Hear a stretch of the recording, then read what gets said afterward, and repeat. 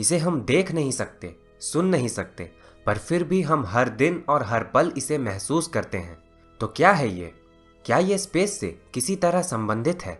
Einstein से पहले वैज्ञानिकों का ये मानना था कि स्पेस और टाइम दोनों स्वतंत्र रूप से बिल्कुल अलग अलग एग्जिस्ट करते हैं। इसलिए स्पेस में हुआ किसी तरह का बदलाव टाइम को अफेक्ट नहीं करता। न्यूटन के अनुसार टाइम एब्सोल्यूट है, यानी कि पूरे ब्रह्मांड में हर जगह और हर स्थिति में यह सबके लिए समान ही रहता है। मतलब कि अगर मेरे लिए 2 घंटे गुजरे हैं तो इस ब्रह्मांड में हर किसी के लिए 2 घंटे ही गुजरे होंगे, चाहे वो बृहस्पति ग्रह पर हो, किसी ब्लैक होल के नजदीक हो या फिर किसी ऐसे यान में यात्रा कर रहे हो जिसकी रफ्तार काफी ज्यादा हो। पर आइंस्टाइन की सोच थोड़ी अलग थी। उनका मानना था कि स्पेस और टाइम दोनों एक दूसरे से जुड़े हुए हैं, जिसके कारण दोनों इंडिपेंडेंटली एग्जिस्ट नहीं करते। उनका यह भी मानना था कि टाइम एब्सोल्यूट नहीं बल्कि रिलेटिव होता है, यानी कि ये सबके लिए सेम नहीं रहता। अलग अलग परिस्थितियों में समय अलग गति से गुजरता है। रिलेटिविस्टिक कॉन्टेक्स्ट में देखें तो हम स्पेस और टाइम को अलग नहीं कर सकते। दरअसल समय के गुजरने की गति किसी वस्तु के वेलोसिटी और उसके ग्रेविटेशनल फील्ड पर निर्भर करता है। अगर मेरा ग्रेविटेशनल फील्ड और वेलोसिटी आपके ग्रेविटेशनल फील्ड और वेलोसिटी से अलग है तो हम दोनों के लिए समय के गुजरने की गति भी अलग अलग होगी। ग्रेविटी और वेलोसिटी के बढ़ने पर समय के गुजरने की गति धीमी हो जाती है। चलिए कुछ उदाहरण से इसे समझते हैं। चूंकि बृहस्पति ग्रह का आकार हमारी पृथ्वी से बड़ा है, इसकी ग्रेविटी भी हमारी पृथ्वी से ज्यादा है। इस कारण बृहस्पति ग्रह पर समय पृथ्वी के मुकाबले धीमा गुजरेगा। यानी कि अगर कोई मनुष्य बृहस्पति ग्रह पर जाकर रहने लगे तो वो पृथ्वी पर रहने वाले मनुष्यों की तुलना में ज्यादा दिन तक जिंदा रहेगा, क्योंकि वहां समय उनके लिए धीमा गुजरेगा। इसी तरह अगर हम किसी ऐसे यान में यात्रा कर रहे हो जिसकी स्पीड काफी ज्यादा हो तो समय हमारे लिए धीमा हो जाता है। चलिए इसे भी एक उदाहरण से समझते हैं। मान लीजिए 2 जुड़वा भाई हैं, राम और श्याम। राम की एक सरकारी नौकरी लग जाती है, जबकि श्याम एक एस्ट्रोनॉट बन जाता है। अब एक स्पेस मिशन के लिए श्याम को पृथ्वी से दूर जाना है, तो जाने से पहले श्याम अपने भाई से मिलता है और उसके बाद यान में बैठकर निकल जाता है। चूंकि इस यान की रफ्तार काफी ज्यादा है, इसके अंदर बैठे श्याम के लिए समय पृथ्वी पर मौजूद उसके भाई राम के मुकाबले धीमा गुजरेगा। अब जब श्याम अपने 5 साल के बाद जब पृथ्वी पर लौटेगा तो देखेगा कि उसका भाई बूढ़ा हो चुका है, जबकि उसकी उम्र में केवल 5 साल का ही इजाफा हुआ है। इन दोनों उदाहरणों को हम केवल एक तरह से ही समझा सकते हैं, और वो ये है कि स्पेस और टाइम दोनों एक दूसरे से जुड़े हुए हैं। टाइम डायलेशन और लेंथ कॉन्ट्रैक्शन का कॉन्सेप्ट काफी दिलचस्प है, जिसे हम अगले एपिसोड में और विस्तार से समझेंगे।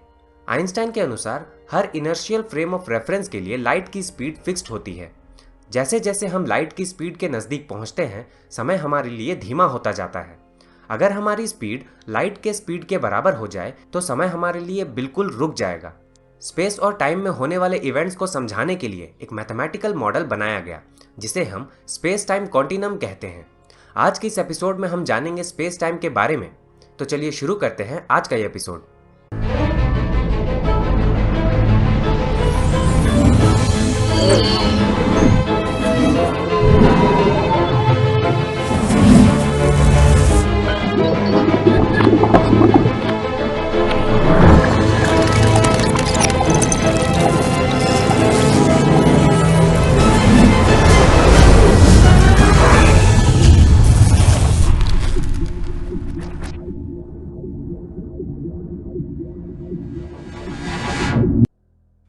स्पेस टाइम को समझने से पहले स्पेस और टाइम दोनों को अलग अलग समझना जरूरी है।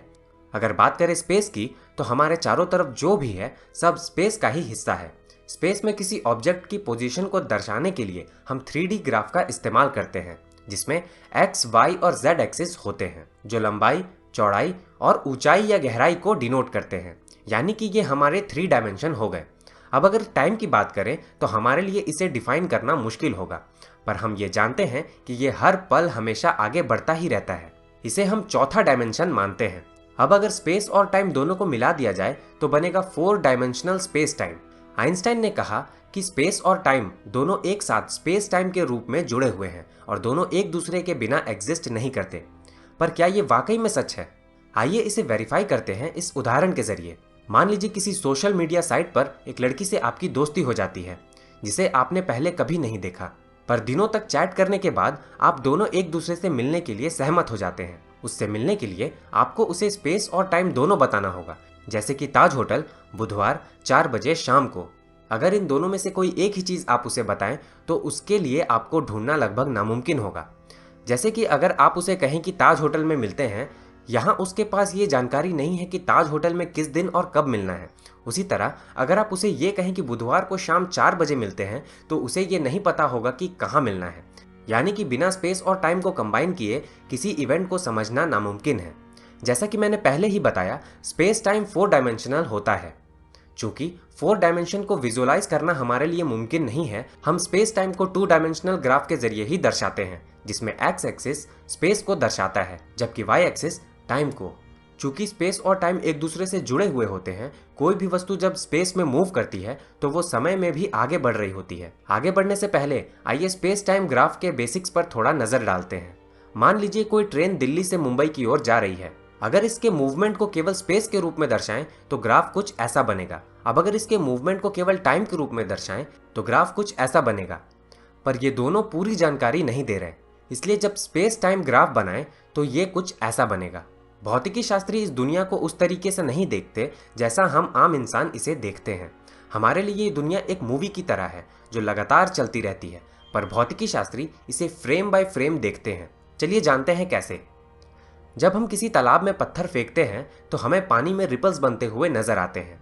ये एक कॉमन इवेंट है जिसे हमने और आपने अपने जीवन काल में कभी न कभी जरूर देखा होगा। पर अगर इस इवेंट को फ्रेम बाय फ्रेम देखें तो ये कुछ ऐसा नजर आएगा। जब हमने पत्थर फेंका तो इंस्टेंटली कुछ नहीं हुआ। 1 सेकंड बाद 1 सर्कल बना, 2 सेकंड बाद 2 सर्कल बने और 3 सेकंड बाद 3 सर्कल बने। अब अगर इसे ध्यान से आप देखें तो ये एक कोन की तरह दिख रहा है। इस ग्राफ में तो हमने केवल 3 सेकंड के बदलाव को ही दर्शाया है, पर अगर आपको इसके फ्यूचर में होने वाले बदलाव को देखना हो तो केवल इस कोन को और आगे ड्रॉ कर लें। बेसिकली ये कोन स्पेस टाइम के थ्रू लाइट का लोकस है। अगर इसमें हम टाइम के डायरेक्शन को उल्टा कर दें तो यही कोन उल्टा हो जाएगा और हमें इस इवेंट का भूतकाल मिल जाएगा। इस कोन को हम लाइट कोन कहते हैं। आइंस्टाइन ने कहा था, for us physicist the separation between past, present and future is only an illusion although a convincing one. यानी कि भौतिकी शास्त्रियों के लिए भूत, भविष्य और वर्तमान हमेशा ही एग्जिस्ट करते रहते हैं। समय का गुजरना केवल हमारा भ्रम है। अब आप सोच रहे होंगे कि अगर भूत, भविष्य और वर्तमान हमेशा ही मौजूद रहते हैं तो फिर हमें ये दुनिया हमेशा चलती हुई क्यों नजर आती है? इसका उत्तर वीडियो के प्रिंसिपल पर आधारित है। जब हम कोई वीडियो देखते हैं तो ये हमें चलती हुई नजर आती है, पर असल में होता यह है कि वो कई इमेज का कॉम्बिनेशन होता है जिसे जल्दी जल्दी हमारे सामने प्रस्तुत किया जाता है। अब इस फ्लिप बुक को ही ले लीजिए। इसमें कई पेजेस हैं जिसमें कुछ फुटबॉलर्स की तस्वीर बनी हुई है। अगर हम इसके पेजेस को अलग अलग कर देखें तो इसमें सिर्फ रुकी हुई तस्वीरें हैं, पर अगर हम इन्हीं पेजेस को तेजी से आपके सामने लाएं तो ये आपको एक वीडियो जैसा आभास देगा।